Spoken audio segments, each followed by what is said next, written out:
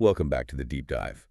Today we're staring down the barrel of a very large, very complex, and frankly very expensive gun. Oh, absolutely. We are looking at a budget that is sitting at over $1.6 billion for the 2024 to 2025 forecast. It's a massive number. I mean, to put that in perspective for you, that is larger than the GDP of some small island nations. Exactly. We're talking about Community Living BC, or CLBC. For those of you who might not know, this is the Crown agency in British Columbia responsible for funding supports for adults with developmental disabilities. Right. So we're talking about nearly 30,000 individuals relying on this system. And usually when you talk about this sector, the conversation is rightfully so, by the way, about the human element. You know, the quality of care, the rights of the individuals, inclusion. That is the heartbeat of the system. 100%.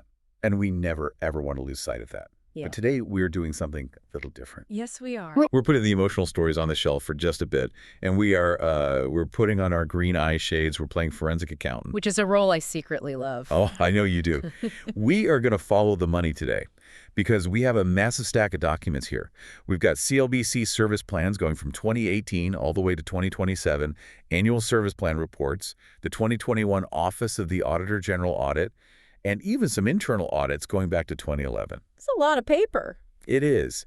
And the mission for this deep dive is to answer a question that sounds simple, but I have a feeling is going to be incredibly frustrating. We want to test the visibility of this system. Right. The goal isn't to judge the quality of the care itself. No, not at all. It's a simple taxpayer question. In a system this big, with this much public money flowing through it, can you actually verify where the growth is going based on public reporting? And just to set the stage for you, the answer isn't a simple yes or no. It's more like we're looking at a map where half the street names have just been painted over. That is a very comforting image. So let's start with the main character of our story. In any government program, there is usually a preferred way of doing things, right? Like a gold standard model. Yes. And for CLBC, that model is officially called home sharing. Okay, let's define that before we get into the weeds of the numbers. What does home sharing actually look like on the ground? It is exactly what it sounds like. An adult with a developmental disability moves into a caregiver's home. They aren't just a tenant, they are meant to be part of the household. Right. They share meals, they share the living room, they share a life. It's distinct from a staffed residential model, which is your classic group home, where staff just clock in and clock out on shifts. So home sharing is more organic, it's more personal. It's designed to be person-centered, yes. And the Office of the Auditor General, the OAG, has explicitly labeled this as the main form of residential support funded by CLBC. The main form. Okay. Now, I am naturally a cynic, so when I hear the government loves a specific model and calls it the main form, I assume there are two reasons. One, it works well. Two, it costs less. Your cynicism is well placed here. There is absolutely an economic driver. To understand the stakes, we actually had to go back in time a bit. We dug up a service delivery model review from way back in 2007 and 2008. We are really blowing the dust off the archives today. We have to, because that document gives us the actual price tag when this policy was really being cemented. Back then, the average cost for home sharing was roughly $29,000 per person per year. 29,000. Okay, that sounds remarkably low, actually, for full-time housing and support. It's highly efficient. Now, compare that to staffed residential, the group homes. In that exact same period, the cost was about $105,000 per person. Whoa, okay. So 29,000 versus 105,000. That is nearly 4 times the cost. Exactly. So if you are a budget manager at CLBC or anywhere in the provincial government, gravity is just pulling you toward home sharing. It is the efficiency model. Every single person you can support in home sharing instead of a group home saves the system over 70 grand a year. Which means the financial health of the entire system essentially relies on this model working. If you're steering the ship toward the cheaper option, you better be watching the dashboard to make sure it's actually happening. Precisely. You need to know exactly how many people are in it, how much it costs, and if it's growing or shrinking over time. So, being the diligent investigator that I am, I tried to do just that. I wanted to trace the growth of this main model over the last 6 years. Thought, okay, budgets are up, the population is up, surely the home sharing numbers are shooting through the roof. And where did you start looking? I started with that 2021 Auditor General report you mentioned earlier. It gave us a really solid baseline number for the 2018 to 2019 fiscal year. It stated that roughly 4,200 people lived in a home sharing provider's home. Okay, so 4,200. That is our benchmark. Then I opened the latest annual service plan report, the one just released for 2025. I scrolled down to the actuals for 2024 to 2025. I was ready to see 5,000, maybe 5,500. And what did you find? The number listed is 4,263. Wait, 4263. Yes. So in 6 years, the main model grew by exactly 63 people. That was my exact first reaction. I sat there thinking, the system is stagnant, it's flatlining, it looks like almost zero growth. But then I showed you the document, and you pointed out something in the fine print that completely changed the picture. Yeah, this is where you have to be very, very careful with government reports. You fell right into what I call the aggregation trap. The aggregation trap. Sounds like a bad sci-fi movie. It's worse. It's bad accounting. You are assuming those two numbers, the 4,200 in 2018 and the 4,263 in 2025, are measuring the exact same thing. But they aren't. But they are both in the shared living section of the reports. True, but look closely at the definition in the 2025 source material. That metric isn't called home sharing anymore. It is labeled shared living. And the document explicitly defines shared living as a combination. It is home sharing plus live-in support. Okay, hold on. Home sharing and live-in support. To the layperson, those just sound like synonyms. What is the actual difference on the ground? It's a total structural inversion. In home sharing, as we said, the individual moves into the caregiver's home. In live-in support, a support worker moves into the individual's own home or apartment. Oh, I see. So in one scenario, I am moving into your house. In the other, you are moving into mine. Correct. They are completely different housing models. They have entirely different costs, different liability structures, different power dynamics. But the 2025 metric just lumps them together into one big bucket. So going back to a basic analogy here, in 2018, we had a bucket of just apples, 4,200 of them. In 2025, we have a bucket of apples and oranges mixed together, totaling 4,263. Exactly. Which means we have absolutely no idea how many apples are actually in the second bucket. We technically cannot know. It's impossible to tell from the public reporting. The number of pure home share arrangements could have actually dropped by 500, and the number of live-in supports could have spiked by 563. The total would look like slight growth, but your main model, the one that saves you all that money, could actually be collapsing. And you wouldn't see it. Not in these reports. The main model has become statistically invisible. It's entirely hidden inside a broader category. Why does that matter so much, aside from just being terrible data practice? It matters because of that massive price difference we talked about in the 2008 data. If home sharing is the economic engine keeping the system afloat, you need to know if that engine is sputtering. If you are masking a decline in home sharing with a rise in live-in support, you are blinding yourself to a major structural shift. You're flying the plane without an altimeter. That is deeply unsettling. But okay, let's pivot. Maybe we can't count the heads accurately because of this fruit salad definition, but surely we can track the money. I mean, financial statements are supposed to be precise. You can't aggregate a dollar bill. Well, you can certainly obscure where it comes from. We found another pretty major illusion when we looked at the provider rates. Right. This was our level 4B investigation. We wanted to see if the people doing the hard work, the home share providers themselves, were actually getting more funding as the budget grew. So we picked a common tier to trace, level 4B. This is a very standard rate for individuals with moderate support needs. I pulled the data on this. I looked at the total compensation line for a home share provider. In 2019, the total compensation was $2,857. Right.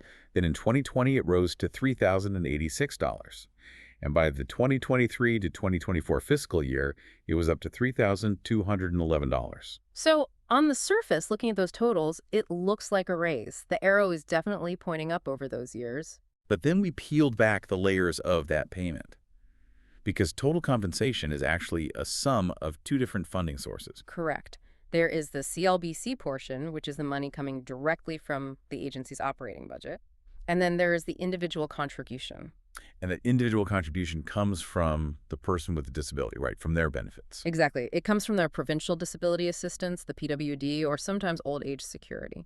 It is essentially their rent and board payment directly to the provider. So I want to walk through this math very slowly because it completely blew my mind. In 2020, for that level 4B rate, how much did CLBC, the actual government agency, pay? In 2020, CLBC paid $2,370. Okay, 2,370. Now, fast forward to the 2023 to 2024 rate. The Yeah. total compensation went up, as we said, but how much did CLBC pay? $2,370. It is the exact same number. Down to the penny. So CLBC didn't pay a cent more out of their own operating budget for those years, despite record inflation. Not for that specific rate tier, no. The entire increase in the total compensation came from the individual contribution rising.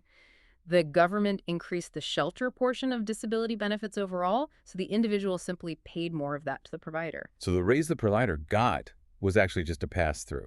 CLBC facilitated the transfer, but they didn't actually fund it from their growth. Think of it like a waiter getting a bigger tip because the menu prices went up, but his actual hourly wage from the restaurant stayed exactly the same. The restaurant can say, look, our waiters are making more money, but the restaurant isn't spending a dime more on payroll. That is a perfect analogy. And if you are just a taxpayer looking at the total line in a report, you think, look at all this system investment going up. But in reality, the agency's actual contribution was flatlining. Now, to be totally fair to the timeline, in April 2024, they did eventually bump the CLBC portion up to $2,460.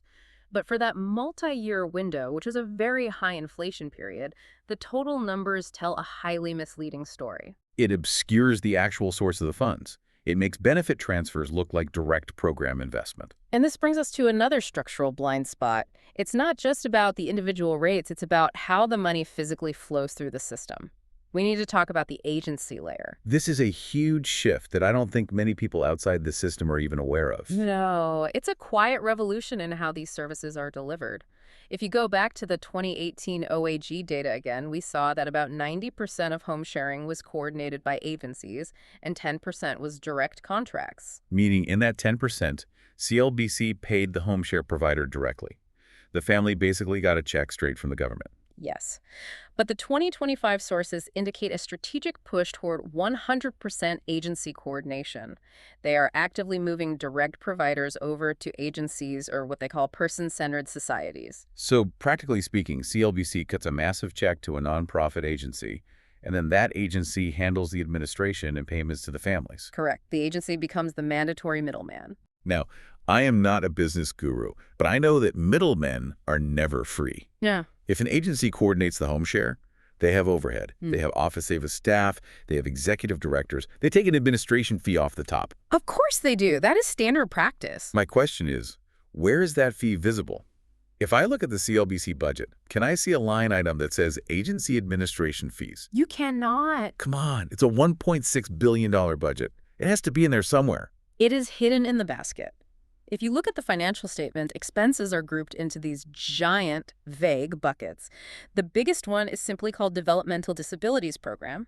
In the 2025 forecast, that single bucket is $1.55 billion. $1.5 billion in one single line item. It is massive. Yeah. And inside that bucket is just everything mixed together. Money paid to home share providers, money paid for group homes, money paid for day programs, and yes, money paid to agencies for administration. So there is absolutely no public breakdown that says, here is how much actually reached the front lines, and here's how much stayed with the agency for overhead. No public breakdown at all. You cannot see the cost of intermediation. That seems incredibly risky. We have moved to a model that is essentially 100% reliant on intermediaries, but we can't see the price tag of using them.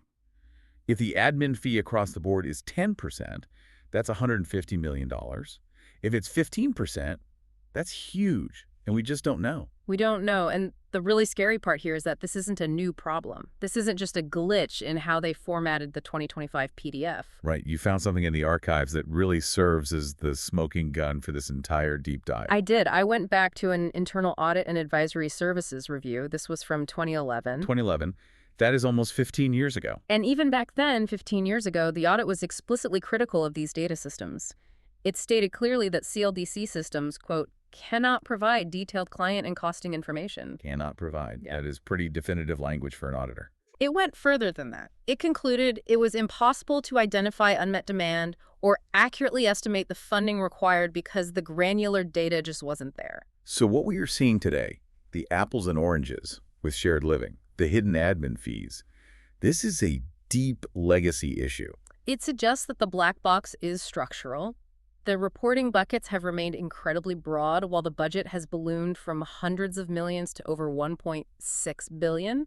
We are essentially running a billion-dollar corporation with a reporting ledger from the 1990s. And that black box concept, it applies to way more than just housing, doesn't it? We focus mostly on residential beds, but what about the daytime? Right. We haven't even talked about community inclusion. This is the non-residential stuff. Employment support, skill development, helping people actually get out and integrate into the community. Which is a massive spending area. Back in that 2008 review, there were over 11,000 people in these non-residential programs. Today, that number is obviously much larger. And how is that funded? Is it itemized? Like, do you know if you are buying 1 hour of job coaching versus 10 hours of going to the bowling alley? No. It suffers from a problem called block contracting. Explain how that works for us. An agency gets a contract, basically a block of money, to provide community inclusion for a set group of people. It is often just a lump sum. But without line item breakdowns, the public cannot see what specific activities or volume of hours are actually being purchased. So it's like buying a gym membership versus paying a personal trainer by the hour. Exactly. With a trainer, you get a clear invoice, 10 sessions at $50. With a gym membership, you just pay a flat fee. But the taxpayer, looking at the books, doesn't know if the person went to the gym 5 times a week or once a month. We know the money's going in, huge amounts of it, and we know services are coming out. Mm-hmm. But we just can't see the connection between the two. We can't see the itemized receipt. We just see the total bill at the bottom of the restaurant check. And that really is the crux of it, isn't it? We started this deep dive asking a very specific question. Can we verify where the growth is going? And the answer seems to be a resounding no. Not with the current public reporting structure. Not at all. Without model level and channel level breakdowns, taxpayers simply cannot verify where the growth went. Let's quickly recap what we have found today because it is a lot of data to take in. We've basically uncovered 4 distinct illusions in the reporting. Right, let's listen out. First, the headcount illusion. Home sharing is the main model, but it has vanished into the shared living aggregate.